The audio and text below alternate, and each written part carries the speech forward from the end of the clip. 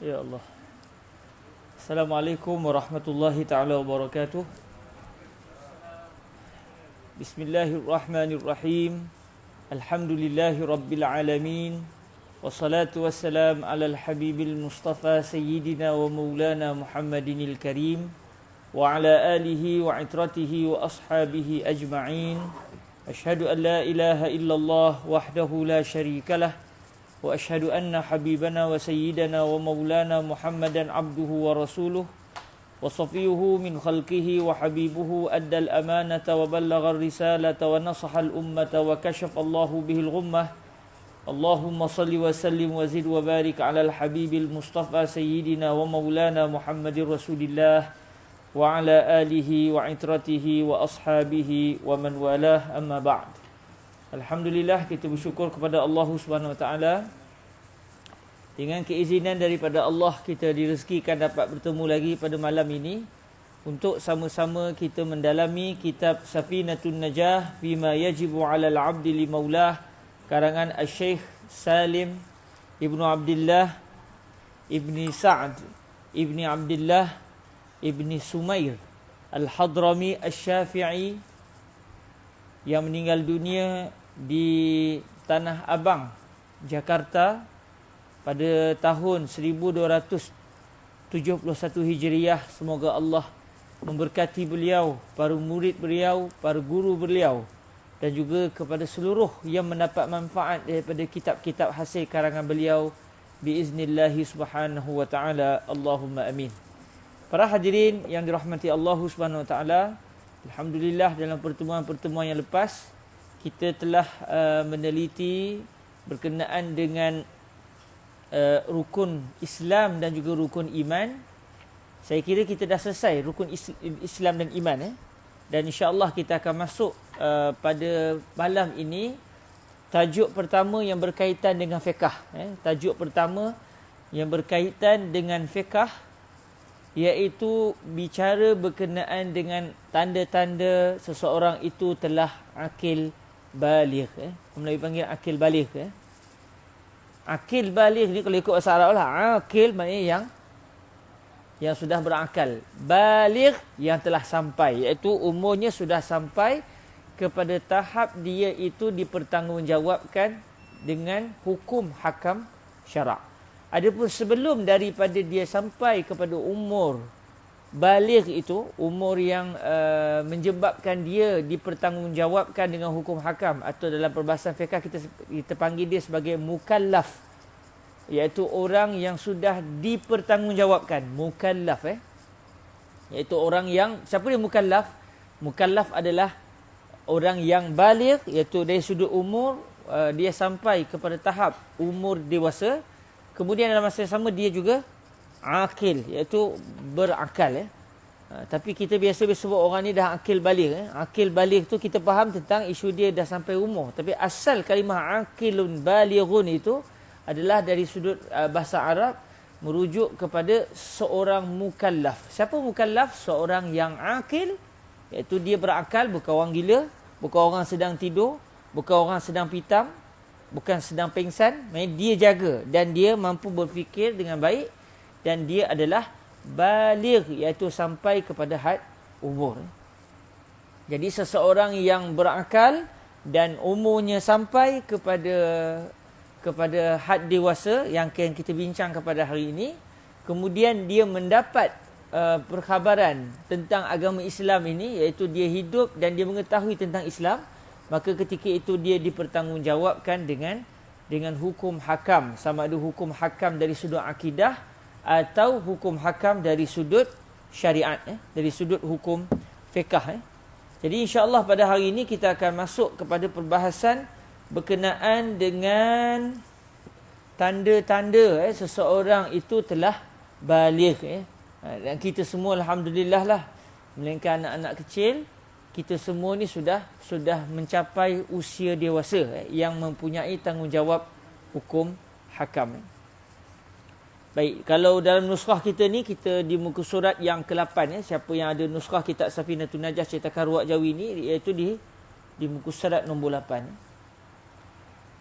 Bismillahirrahmanirrahim. Biisnadina al-muttasil ila sayyidina al-imam Salim ibni Abdullah ibni Sa'd ibni Abdullah ibni Sumair al-Hadrami al-Syafi'i radhiyallahu ta'ala anhu wa ardahu wa nafa'ana Allahu bi'ulumihi wa ulumi masyayikhihi wa talamizatihi wa qurra'i safinatin najah fima yajibu 'ala al-'abdi li maulah wa sa'iri musannafatihi wa syurrahiha Allahumma amin.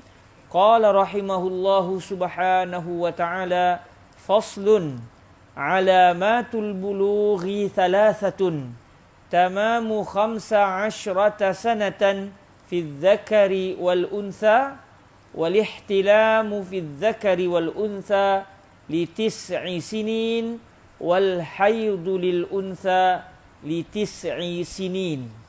Ini yang didatangkan dalam kitab ini dalam membicarakan berkenaan dengan tanda-tanda seseorang itu sudah akil dan juga baligh, atau lebih tepatnya tanda-tanda dia telah baligh, iaitu sampai kepada umur dewasa. Sebab kenapa didatangkan tajuk ini dahulu? Hikmah dia lah. Sebab kita nak cerita tentang tanggungjawab syarak. Jadi kita kena kenal pasti dulu siapakah orang yang dipundakkan ke atas batu jemalanya. Oh, bahasa lama tu. Dipundakkan ke atas tanggungjawabnya akan hukum hakam syarak, atau yang masih belum. Jadi kalau yang masih belum, kita maknanya agak ringan lah. Kalau dia tinggalkan tu, kita pun faham lah. Dia masih kanak-kanak, masih dalam bentuk latihan. Dan dia tidak diwajibkan lagi untuk melakukan hukum hakam tersebut. Tapi kalau sudah baligh, maknanya dia sudah mempunyai tanggungjawab untuk melaksanakan perintah Allah dan meninggalkan larangan-larangan Allah Subhanahu wa ta'ala. Fasal pada membincangkan mengenai tanda-tanda baligh, tanda-tanda seseorang itu sudah dewasa dari sudut kacamata syarak. Tanda-tanda baligh bagi seseorang ada 3. Salah satu daripada 3 perkara ini, bila berlaku saja salah satu, tak disyaratkan mesti 3-3 berlaku baru seorang itu baligh. Cukup dengan salah satu sahaja seseorang itu sudah menjadi baligh, lalu dia sudah dipertanggungjawabkan dengan hukum hakam. Kalau dia melakukan suruhan yang wajib, dia mendapat pahala. Dia meninggalkan perbuatan yang wajib dengan sengaja, dia berdosa. Baik, tanda-tanda baligh bagi seseorang ada 3. Pertama, sempurna umur 15 tahun menurut kalender Islam. Ini saya dengan kawan-kawan tambahlah. Sebab kita bila faham 15 tahun ni, yang hari ni cepat kita akan ingat 15 tahun, tahun Masihi. Tahun Masihi itu maksudnya tahun nisbah kepada Nabi Allah Al-Masih, iaitu Nabi Allah Isa AS. Kita sekarang ni pada tahun 2021. Maknanya kalau ikut kajian sejarah, maknanya sudah 2021 tahun antara kita dengan hari kelahiran Nabi Allah Isa Al-Masih sallallahu alaihi wa ala sayyidina Muhammad wasallam. Jadi dari sudut hukum hakam fiqh, dia bukan mengikut kiraan tahun Masihi ataupun tahun Syamsi, tahun apa menurut matahari.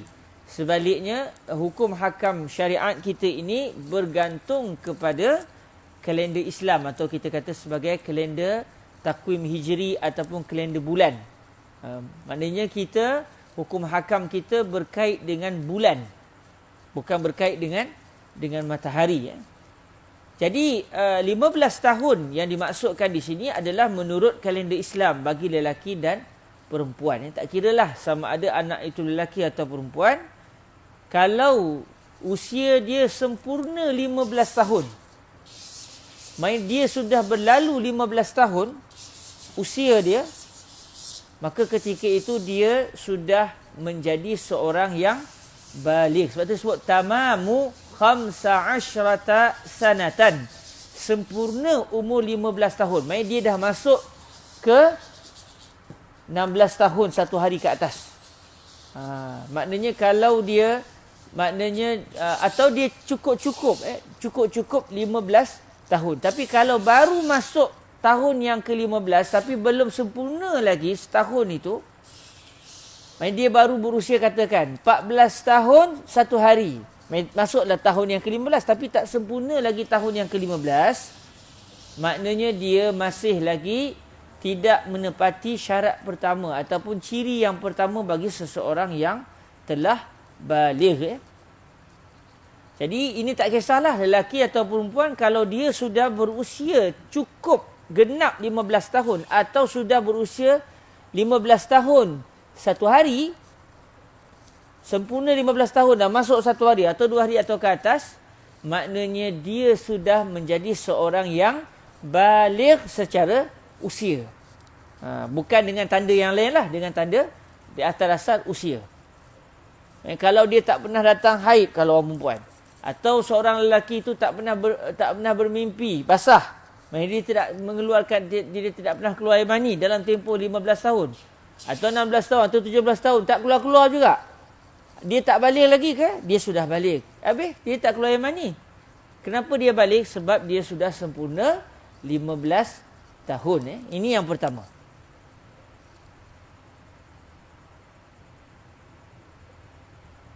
Dan kata para ulama, 15 tahun itu permulaan harinya dikira pada ketika bayi itu keluar seluruhnya daripada jasad ibunya. Dia dikira daripada detik itu. Maksudnya kalau orang bersalin, baru ni anak saya yang keempat bersalin. Akhirnya sembui kepala. Detik kepala keluar tu dah dikira ke? Belum lagi. Tunggu sampai keluar habis satu jasad daripada rahim isteri, barulah dikira bermula detik itu untuk 15 tahun yang akan datang. Itu yang disebut oleh para ulama dalam kitab Al-Iqna' karangan Al-Khatib Asy-Syirbini, kata beliau, wal bulughu yahsulu imma bi kamali 15 sanatan qamariyah tahdidiyatan wa ibtida'uha min infisal jami'il walad. Itu syarat yang ataupun ciri yang pertama, iaitu cukup 15 tahun secara tahun bulan, iaitu tahun Islam, dan ianya adalah bersifat cukup-cukup. Kalau lebih kurang tak iktibar lagi. Alah, dia tinggal lagi 2-3 hari nak cukup 15 tahun. Balik dah kot? Belum balik lagi. Dia kena sampai usia dia 15 tahun. 15 tahun secara detail, secara tepat. Itu yang pertama. Ciri yang kedua yang menyebabkan seseorang itu juga boleh balik. Kedua, bermimpi sehingga keluar air mani bagi lelaki dan perempuan. Orang perempuan pun keluar air mani juga. Walaupun mungkin agak jarang juga dalam hatta Sayyidatuna Aisyah pun pernah terkejut. Orang perempuan keluar air mani? Maknanya mungkin tak ramai juga wanita yang pernah melihat air maninya. Biasanya orang perempuan dia melihat haid. Tetapi mungkin ramai jugalah kira-kiranya. Hatta Sayyidatuna Aisyah pun terkejut. Orang perempuan keluar air mani. Sebab bila sebut air mani kita faham orang lelaki saja. Tetapi sebenarnya ada juga orang perempuan yang keluar air mani daripada kemaluan hadapannya. Maafkan saya sebut agak jelas sedikit, maafkan saya. Kedua, bermimpi sehingga keluar air mani bagi lelaki dan perempuan pada umur setelah mereka sempurna 9 tahun menurut kalender Islam. Habis sebut kalender Islam, kalender bulan. Mengikut kalender tahun bulan. Dan kalender ini, kalau sebelum kedatangan Rasulullah sallallahu alaihi wasallam, perkiraan tahun itu melihat kepada munasabah peristiwa-peristiwa tertentu. Sebab tu orang kata bila Nabi lahir 12 Rabiul Awal. Dia khilaf juga, ada yang kata 8, ada yang kata 9, ada yang kata bulan lain. Pelbagai pandangan. Tetapi pandangan yang boleh dikatakan terkenal dan masyhur adalah 12 Rabiul Awal. Tahun berapa? Tahun gajah, tahun 1 gajah. Kenapa? Kerana melihat kepada tahun itu berlaku peristiwa Abrahah menyerang kota Makkah dengan gajah-gajahnya. Lalu mereka dihancurkan oleh Allah Subhanahu Wa Taala. Abrahah datang daripada Yaman.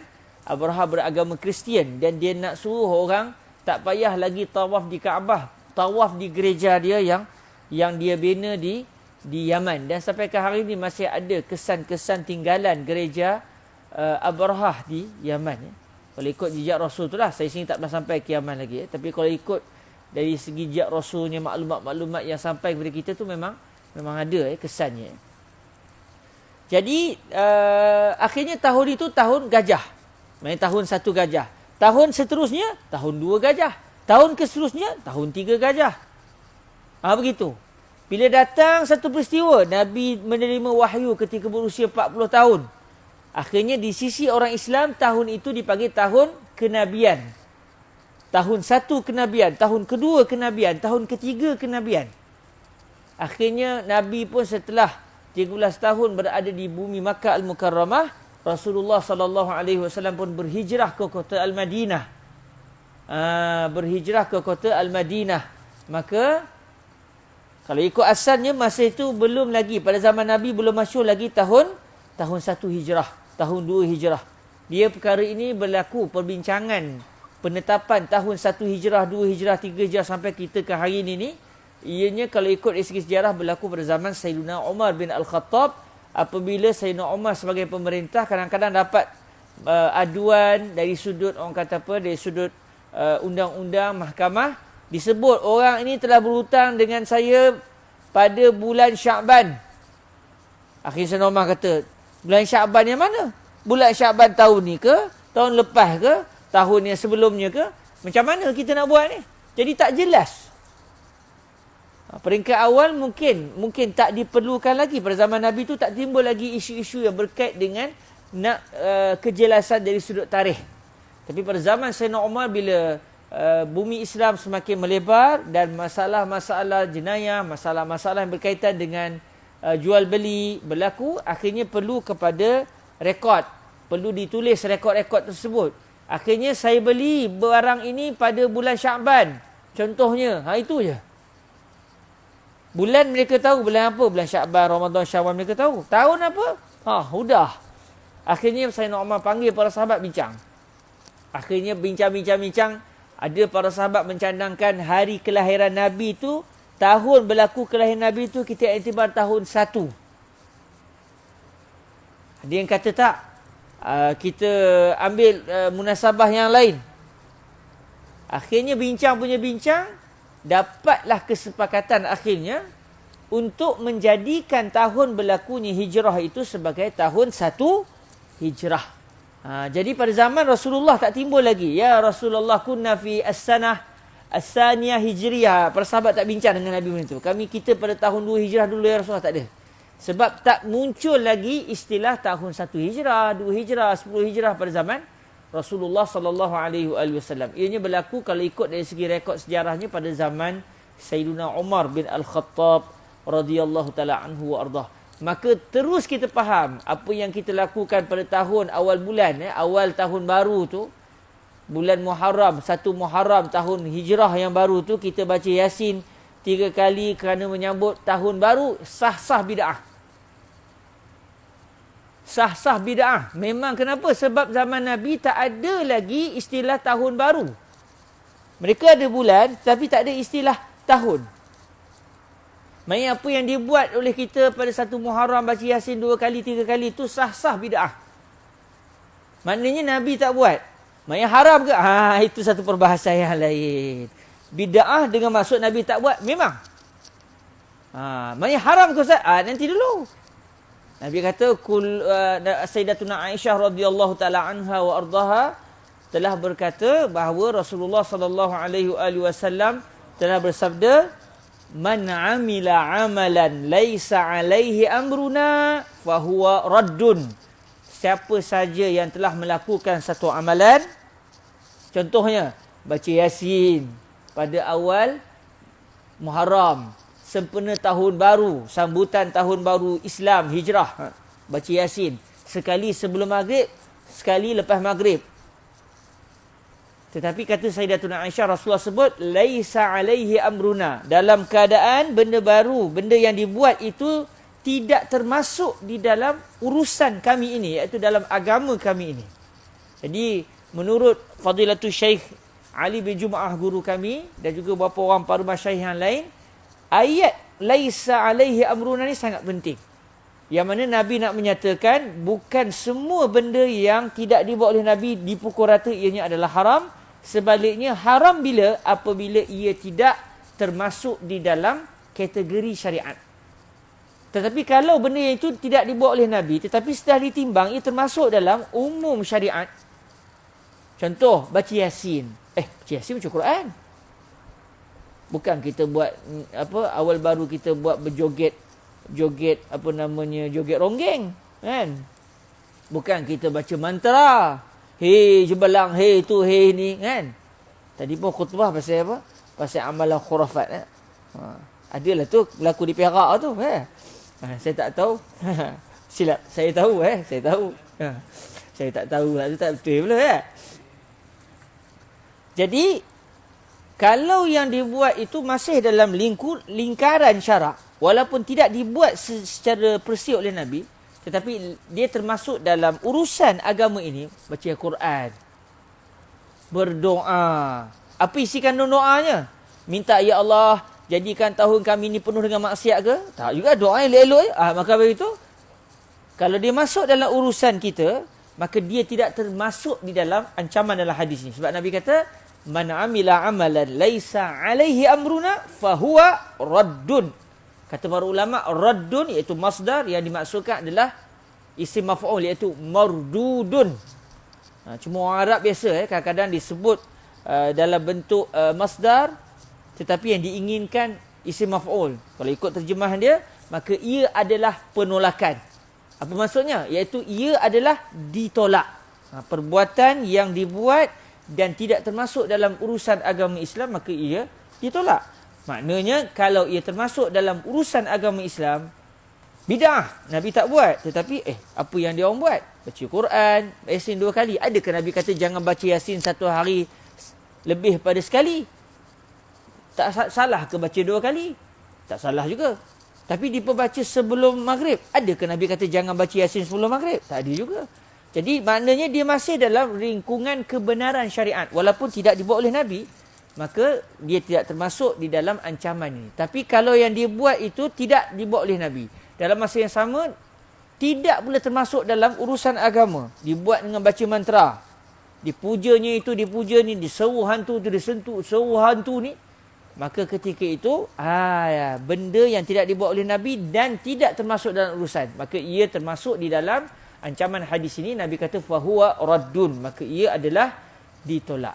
Jadi balik kepada cerita kita, takwim hijrah ni, tahun hijrah itu dia merujuk kepada perbincangan Sayyidina Umar dengan para sahabat, dan akhirnya para sahabat telah bersepakat, telah berijma' untuk menjadikan tahun pertama bagi umat Islam adalah tahun berlakunya hijrah baginda Rasul, dan mereka juga berbincang, okey, tahun ni kita nak iktibar bulan apa sebagai bulan pertama.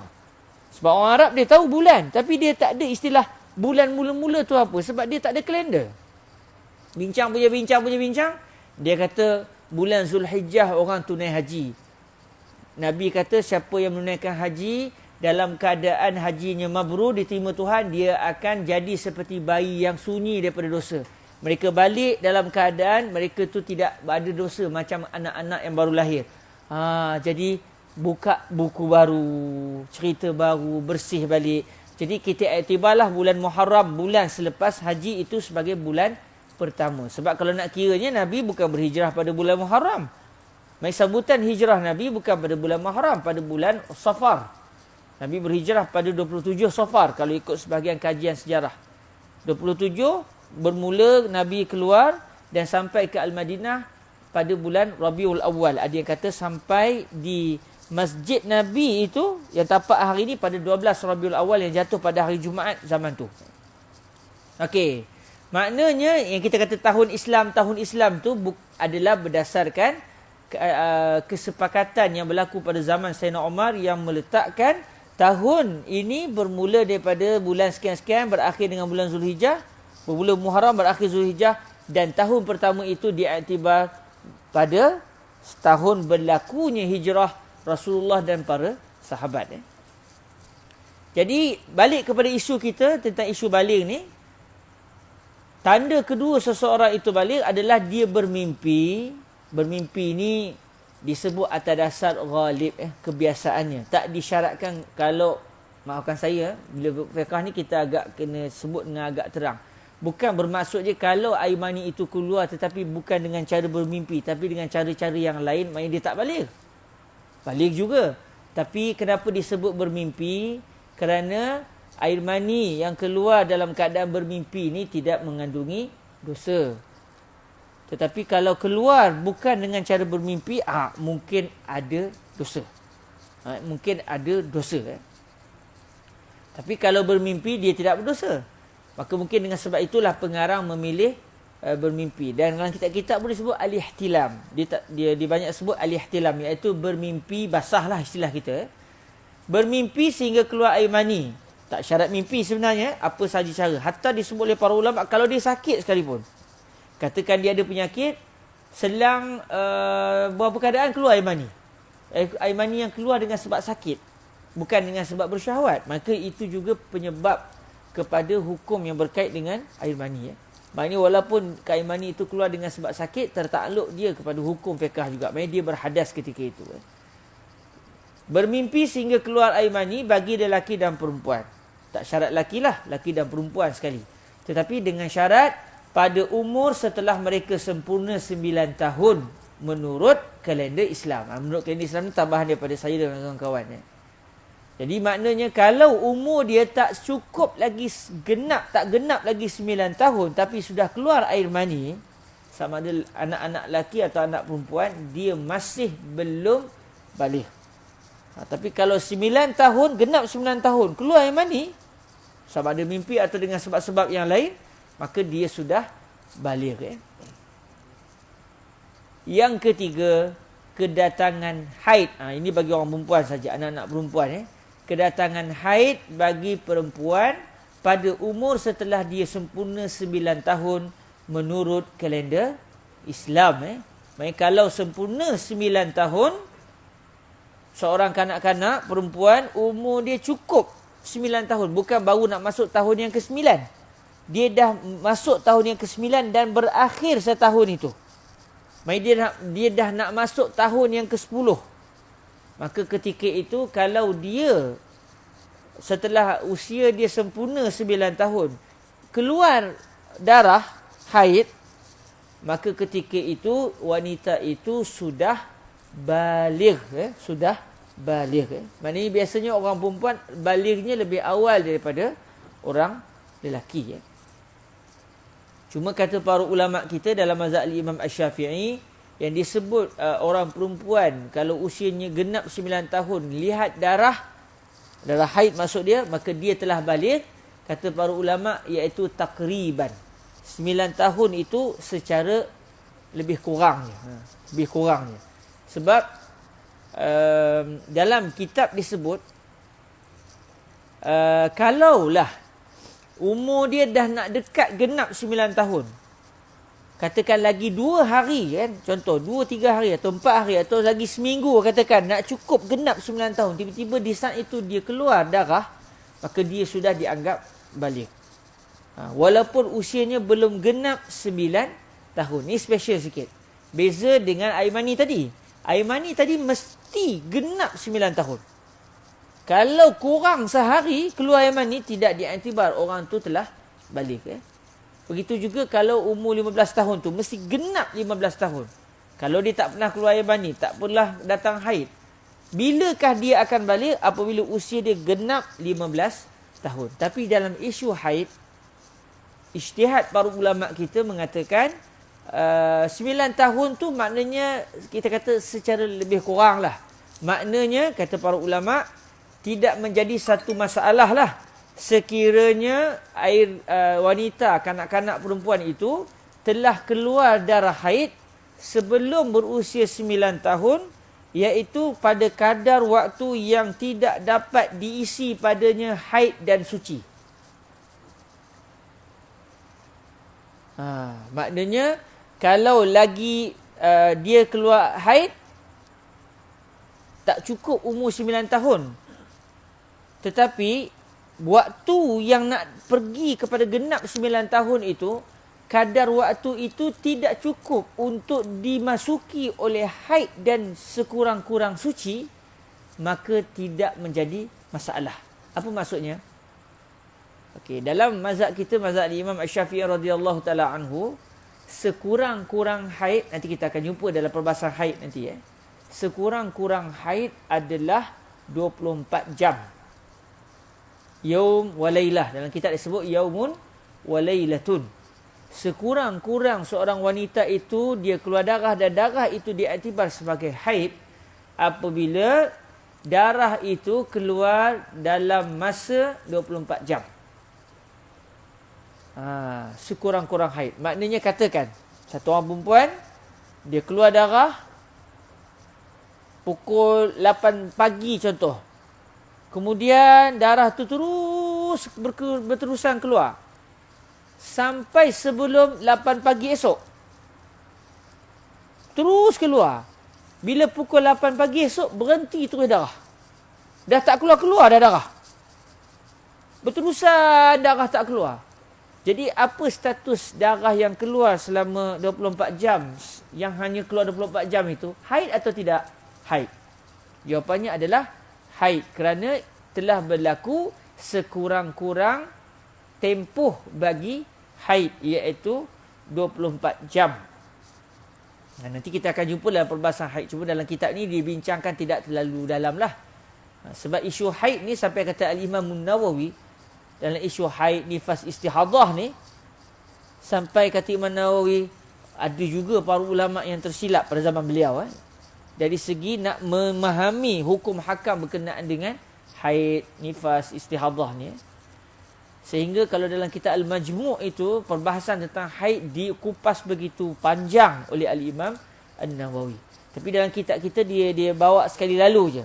Tapi insya-Allah kalau kita dah habis kitab ni, kita naik ke kitab yang lebih tinggi, mungkin kita akan mendalami secara lebih terperinci.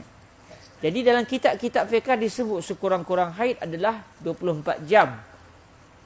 24 sa'ah, ataupun disebut juga dengan istilah yaum wa lailah, sehari semalam.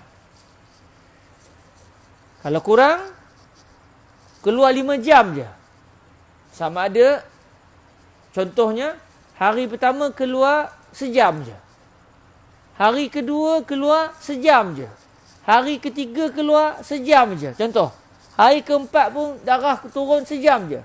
Sampailah hari yang ke-15. Contoh, keluar sejam ni semuanya. Sebab dia cek dengan, katakan dengan kapas, dah tak ada pula. Esok keluar balik. Tapi dia cek, darah hanya keluar dalam tempoh sejam. Dalam tempoh 15 hari tu, sejam. Jadi apa yang berlaku? 15 jam je. Sedangkan sekurang-kurang haid mesti 24 jam. Maknanya sepanjang 15 hari itu bukan haid. Dia tak semayang dah. Perempuan tu peringkat awal dia tak semayang sebab dia ingat tu haid. Maknanya dia kena qada 15 salat dalam tempoh 15 hari tu. Kerana disangka ia haid tetapi rupanya bukan haid. Jadi yang saya nak bincangkan di sini, sekurang-kurang haid adalah sehari semalam. Kemudian sekurang-kurang tempoh suci pula berapa? Suci daripada haid, baik tak datang haid. Sekurang-kurang had waktu bagi tempoh suci seorang wanita adalah 15 hari. 15 hari. Maknanya kalau dia keluar haid, hari pertama keluar haid, hari kedua tak keluar haid, hari ketiga tak keluar haid, hari keempat contoh keluar haid balik, kita boleh kata dia punya suci hari ni dalam bulan ni 3 hari je. Hari pertama dia haid, hari kedua, ketiga, keempat bukan haid, hari kelima haid. Jawapannya tidak, kerana sekurang-kurang suci di antara 2 haid itu mesti 15 hari. Jadi kalau keluar darah juga, maknanya itu dibincangkan secara lanjutlah untuk mengenal pasti di manakah haid, di mana yang bukan haid. Tetapi kalau ia benar-benar suci daripada haid, mesti sekurang-kurangnya 15 hari. Sebanyak-banyak tempoh suci, main tak datang haid langsung, berapa banyak? Tidak bertempoh. Sebab itu ada wanita yang langsung tak pernah keluar darah haid sepanjang hidupnya. Antaranya yang saya dengar daripada Fadilatul Syekh Yusri bin Rushdi, guru saya, antaranya adalah puteri Nabi sendiri, iaitu Sayyidatuna Fatimah Az-Zahra, yang juga dikenali sebagai Fatimah Al-Batul. Al-Batul maksudnya yang suci. Sayyidatuna Maryam, ibu Nabi Isa alaihi wa ala Sayyidina Muhammad as-salatu wassalam, Sayyidatuna Maryam alaihi salam juga dipanggil Maryam Al-Batul, Maryam yang suci. Kenapa? Kerana tidak pernah disentuh oleh mana-mana lelaki. Melahirkan Nabi Isa tanpa ayah, dalam keadaan beliau adalah seorang wanita yang suci, yang dimuliakan oleh Allah, yang tidak melakukan dosa-dosa besar ini. Dipanggil Al-Batul kerana suci. Suci daripada disentuh oleh mana-mana lelaki. Maksudnya dia masih perawan. Itu masuk Al-Batul. Tapi bagi Sayyidatuna Fatimah Az-Zahra, puteri Nabi, beliau ada suami, iaitu Sayyidina Ali bin Abi Talib karramallahu wajhahu alaihi salam wa radhiyallahu ta'ala anhu ardah. Tapi kenapa juga dipanggil Fatimah Al-Batul? Kata guru saya Fadilatul Syekh Yusri, kerana Sayyidatuna Fatimah tidak pernah keluar haid sepanjang hidupnya. Jadi ada wanita yang tidak pernah keluar haid. Cuma dari segi sudut perubatan, hari ini kalau ada orang perempuan yang tak datang haid, memang dia akan cek lah, sebab takut dia tak sihat. Tapi Sayyidatuna Fatimah Az-Zahra sihat. Beliau agak istimewa berbanding dengan wanita-wanita yang lain. Jadi balik kepada cerita kita, kata para ulama, 9 tahun sekurang-kurang umur bagi wanita untuk dia keluar haid, iaitu secara lebih kurang. Maknanya kalau dia melihat darah haid awal sedikit, iaitu pada waktu yang tak dapat dihimpunkan sekurang-kurang suci dengan sekurang-kurang haid, maksudnya berapa hari? 16 hari. Maksudnya kalau darah tu dia lihat sebelum 16 hari, tak ada masalah. Maknanya katakan lagi 15 hari contoh. Lagi 15 hari nak genap 9 tahun. Kemudian dia lihat darah haid, itu dipanggil haid. Tapi kalau lagi 16 hari baru genap, masa itu dia sudah melihat darah, tapi lagi 16 hari baru nak genap umur dia 9 tahun, darah itu tidak dipanggil haid. Kerana 16 hari adalah satu jangka waktu yang dapat diisi padanya sekurang-kurang haid dengan sekurang-kurang suci. Okey, kita azan dulu.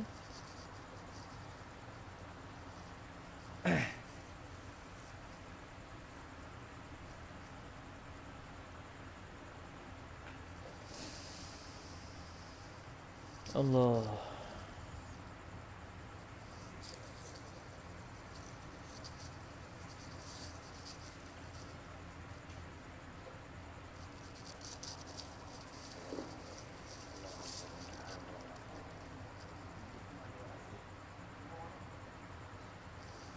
Allahu Akbar, Allahu Akbar.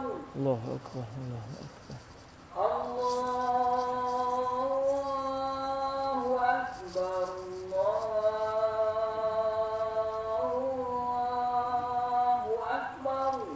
Allahu Akbar, Allahu Akbar. Asyhadu an la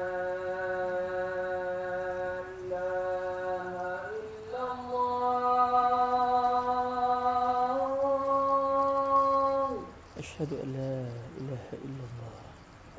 أشهد أن لا إله إلا الله.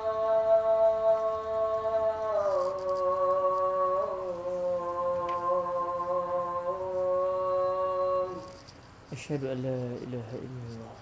أشهد أن محمدا رسول الله.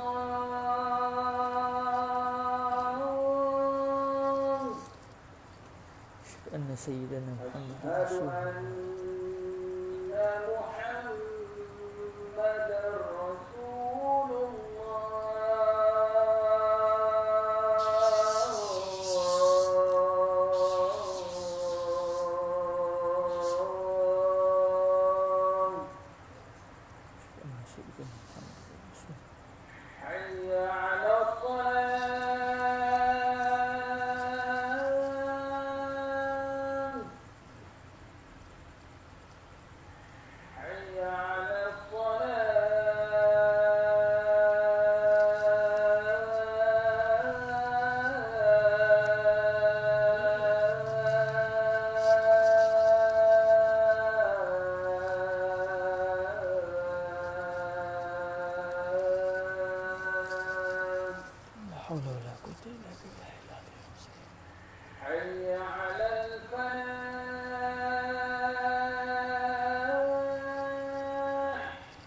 La haula wala quwwata illa billah.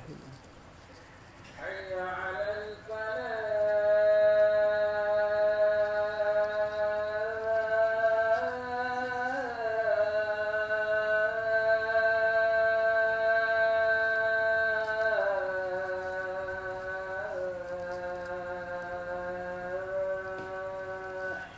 La haula wala quwwata illa billahil aliyyil azim. الله أكبر الله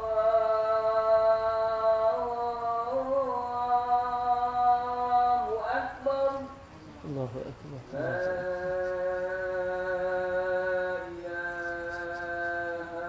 إلا الله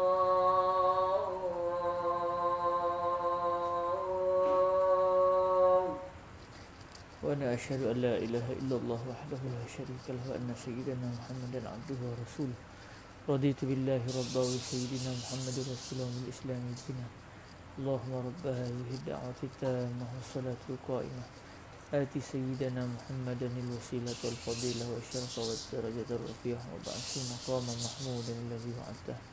Innaka la tukhliful mi'ad. Wa sallallahu ala sayyidina wa maulana Muhammadin wa ala alihi wa sahbihi wa sallam. Baik, tuan-tuan yang dirahmati Allah Subhanahu Wa Taala, itu apa yang kita bincangkan hari ini adalah mengenai tanda-tanda baligh. Kalau kita baca kitab yang lagi dalam, perbahasan ini lagi dalam. Tetapi likulli maqam maqal. Dalam setiap situasi itu dia ada perbahasannya. Jadi sebabkan perbahasan kita kitab kita ini adalah kitab yang sesuai bagi mereka yang sebelum ni langsung tak pernah belajar fiqh secara akademik, biasa dengar orang cakap tapi tak pernah berkitab, ni first time, maka sesuai. Jadi tak betul pula kalau saya bawa perbahasan yang agak rumit, yang dalam-dalam untuk saat ini. InsyaAllah satu hari nanti bila kita dah habis kitab ni, naik ke kitab yang kedua, naik ke kitab yang ketiga, rasanya masuk kitab yang kelima tu rasa orang sini semua dah sibuk dah. Mana kawan kita? Dia jadi ahli majlis fatwa dah. Ahli majlis fatwa dah. Dia bagaimana? Calon mufti.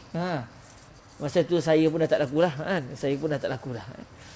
Okey, jadi untuk perbahasan hari ini, kesimpulan dia, 3 perkara ini adalah tanda-tanda seseorang itu telah baligh. Tak disyaratkan mesti 3-3 berlaku baru baligh. Cukup dengan 3 perkara. Salah satu daripada 3 perkara ni. Yang pertama, dia telah cukup sempurna. Main umur dia sudah sempurna 15 tahun. Bukan baru nak masuk 15 tahun. Mengikut kalender Islam. Yang kedua, dia telah keluar air mani daripada kemaluannya, sama ada lelaki atau perempuan, dalam masa yang sama. Tak kira lah sama ada sedang jaga ke, tidur ke, dengan sebab mimpi atau bukan. Dalam masa yang sama, yang kanak-kanak yang keluar air mani ini, atau orang dewasa ataupun orang budak muda yang keluar air mani ini telah sempurna usianya 9 tahun. Kalau lagi sehari, lagi contoh berapa dalam lebih kurang dalam sehari lagi nak genap 9 tahun, tiba-tiba sudah keluar air mani, dia masih belum dianggap baligh. Dan yang ketiga, yang ni agak special, iaitu haid. Haid iaitu bagi seorang wanita, orang lelaki tak keluar haid. Wanita apabila ia keluar haid, maka itu adalah tanda dia telah baligh. Tetapi disyaratkan mesti dia yang keluar haid itu telah pun berusia 9 tahun ke atas. Mesti tepat ke? Kata para ulama, lebih kurangnya. Iaitu kalau dia keluar haid lagi 15 hari, nak sempurna 9 tahun, maka sudah diiktibar. Lagi 14 hari, lagi-lagilah. Lagi sehari, lagi-lagilah diiktibar darah itu lagi haid. Tapi sebenarnya dia keluar haid tu lagi 16 hari baru nak genap usia dia 9 tahun, itu bukan darah haid. Itu bagi orang perempuan. Okey, silakan.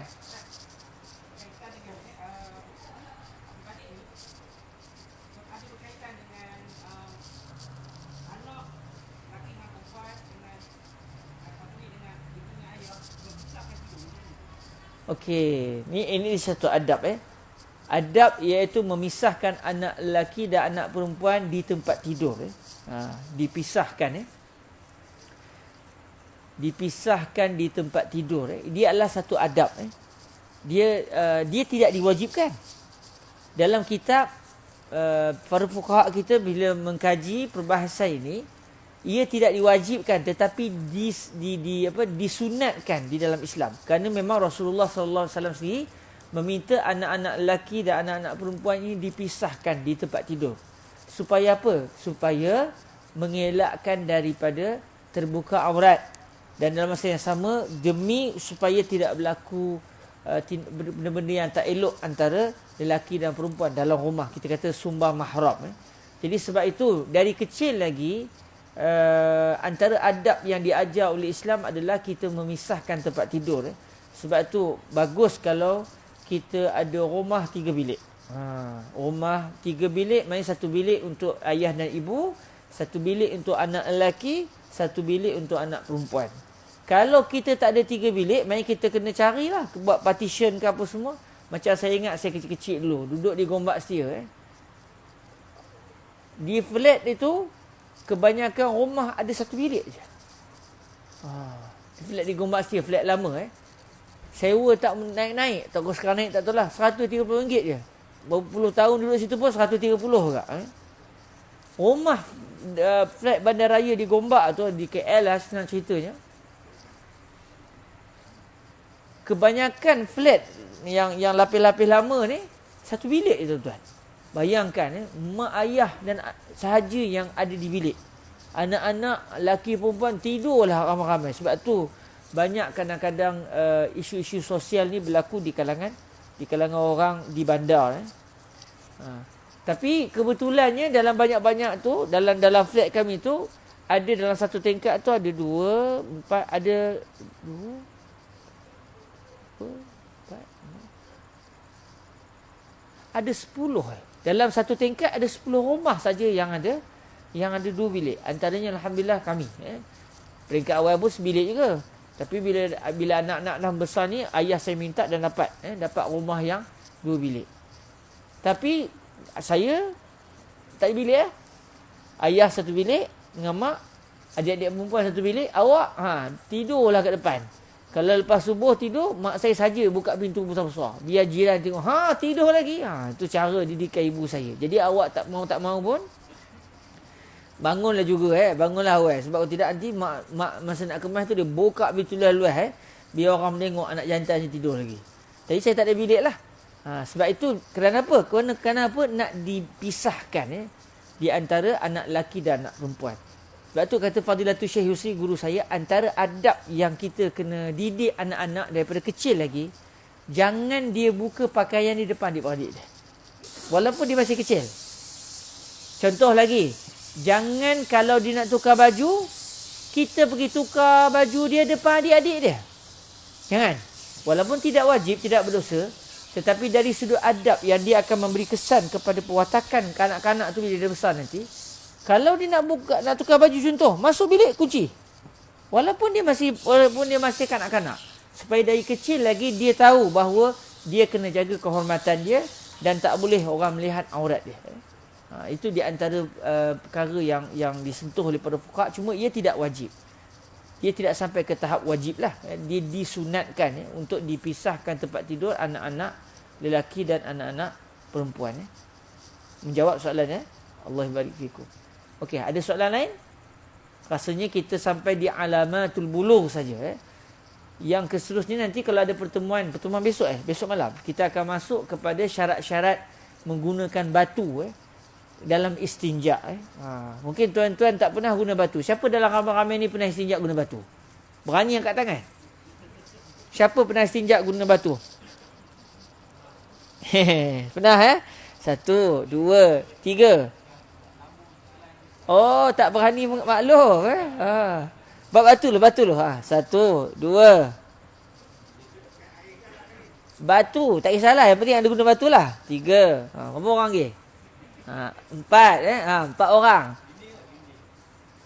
Dinding, macam mana cara istinja dengan dinding? Saya tak nak bayangkan lah.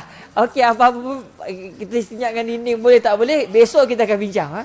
Timbulkan soalan tu, macam mana nak istinja dengan dinding? Itu kita akan bincang besok. InsyaAllah. Saya pernah berstinja dengan batu, tapi saya akan cerita jugalah besoknya. Okey, silakan.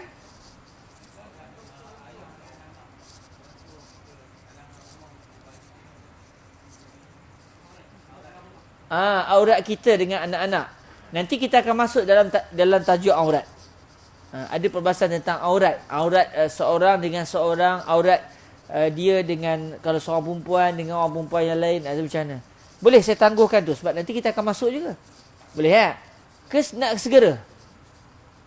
Mudahnya ayah dia, seorang ayah kalau dengan anak-anak dia cukup antara pusatkan lutut. Kalau dia nak pakai tuala tiap hari di rumah, dengan anak dia pakai tuala, kan? Dia tidak melakukan perbuatan yang haram, tapi anak je pening, asal bah, tak ada baju lah kan? Jadi dari segi maruahnya elok janganlah tak berbaju, elok berbaju. Tapi kalau dia macam orang tua-tua kita di kampung, tak pakai baju tu biasa je, dia juga tidak menjadi salah. Yang penting hendaklah ditutup di antara pusat dengan lutut. Jangan pusat dengan lutut je ditutup, pusat sampai ke lutut. Cuma aurat ni dia ada perbahasan yang agak menarik sebab mungkin kita jarang dengar aurat kita kalau seorang-seorang apa pula. Ada. Kalau kita seorang-seorang masuk dalam bilik, kita kunci pintu, apa aurat kita ke masa tu? Ada auratnya. Itu saya bawa dalam tajuk aurat nanti insya-Allah. Saya pun tak tahu kelas yang ke berapa, tapi kita akan masuk dalam isu aurat biiznillah. Okey, rasanya besok kita nak masuk kepada perbahasan istinja. Cuma nak tahu juga tu, istinja dengan dinding tu satu tajuk yang saya tak nak fikir. Tapi penting juga kalau awak terdesak tahu cara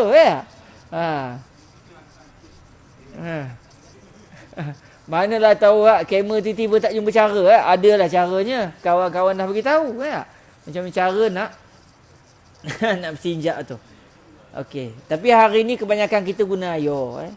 Bahasanya kita sekarang ni semua guna air Dan kalau kita nak guna macam batu and the gang pun kalau kita bermusafir Kalau kita bermusafir biasanya kita akan kalau biasa contoh kalau macam saya sendiri biasanya dalam kapal terbang. Air dah habis di kapal terbang tu contohnya, yang dibagi tisu. Jadi ketika itu di sinilah perbahasan istinja dengan menggunakan batu. Jangan kata kita tak nak, kita nak guna air je. Jangan, kena tahu juga. Sebab kalau terdesak, awak tahu buah pelepah dia macam mana. Macam orang belajar silat lah. Kalau dia kena kunci, dia tahu cara nak bukanya. Kalau awak tak tahu, sudah. Macam mana nak buat? Awak nak solat ni, kan? Jadi kita sekurang-kurangnya dengan kita mempelajari hukum fiqh, walaupun mungkin tak pernah berlaku dalam hidup kita, sekurang-kurang kita tahu. Mana tahu kalau berlaku, kita tak kelang kabut dan kita tahu cara pelepah dia. Wallahu ta'ala a'la wa a'lam. Kita berhenti setakat ni dahulu. InsyaAllah kita akan masuk kepada tajuk yang seterusnya besok. Faslun syurutu ijza'il hajari thamaniyatun. Syarat-syarat untuk menjadikan penggunaan batu dalam istinja itu adalah sah. Ada 8 syarat. Biiznillah subhanahu wa ta'ala. Kita tangguhkan majlis kita dengan sama-sama berselawat ke hadrat baginda Rasulullah sallallahu alaihi wa alihi wasallam.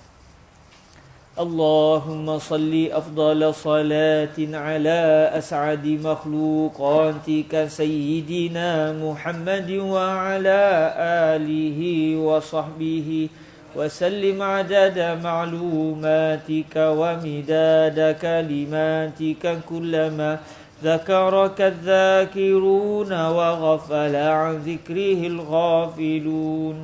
اللهم صل أفضل صلاة على أسعد مخلوقاتك سيدنا محمد وعلى آله وصحبه وسلم عدد معلوماتك ومداد كلماتك كلما ذكرك الذاكرون وغفل عن ذكره الغافلون. اللهم صل أفضل صلاة على أسعد مخلوقاتك سيدنا محمد وعلى آله وصحبه وسلم عدد معلوماتك ومداد كلماتك كلما ذكرك الذاكرون وغفل عن ذكره الغافلون وسلم ورضي الله تبارك وتعالى عن ساداتنا أصحاب رسول الله أجمعين وحسبنا الله ونعم الوكيل ولا حول ولا قوة إلا بالله العلي العظيم سبحانك اللهم وبحمدك أشهد أن لا إله إلا أنت أستغفرك وأتوب إليك بسم الله الرحمن الرحيم والعصر إن الإنسان لفي خسر إلا الذين آمنوا وعملوا الصالحات وتواصوا بالحق وتواصوا بالصبر جزاكم الله خير الجزاء أقول قولي هذا وأستغفر الله لي ولكم السلام عليكم ورحمة الله وبركاته يا الله